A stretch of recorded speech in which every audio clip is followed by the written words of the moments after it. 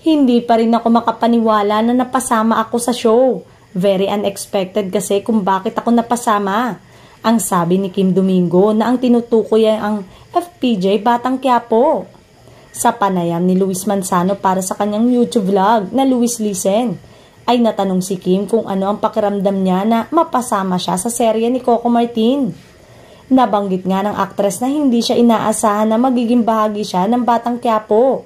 Kaya naman ang sabi pa niya, I'm very grateful din syempre to my network, ang GMA7 na napagbigyan na makatawid sa ABS-CBN.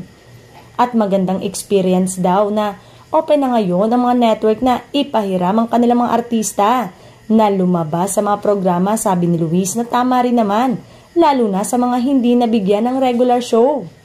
Mas maraming trabaho ang nabibigyan sa lahat ng ito. Opportunity sa likod ng kamera, sambit ni Luis. Nagpakwento si Luis kung ano ang naging reaksyon ni Kim nang makatanggap siya ng offer o inquiry kung pwede siyang maging guest sa Batang Quiapo. Alam naman kasi ng lahat na kapag lumabas ang isang artista sa Batang Quiapo, ay masasabing kumpleto na ang showbiz career dahil napasama ka sa #1 TV series ng Kapamilya Channel. At higit sa lahat, nakatrabaho ang malalaking artistang kabilang na roon syempre si Coco Martin. Nabanggit din ni Luis kung ano naman ang komento ng mga taga-GMA nang malaman nilang nasa Batang Quiapo na siya. Nag-congrats sila sa akin, lalo na mga boss, masayang sabi ni Kim.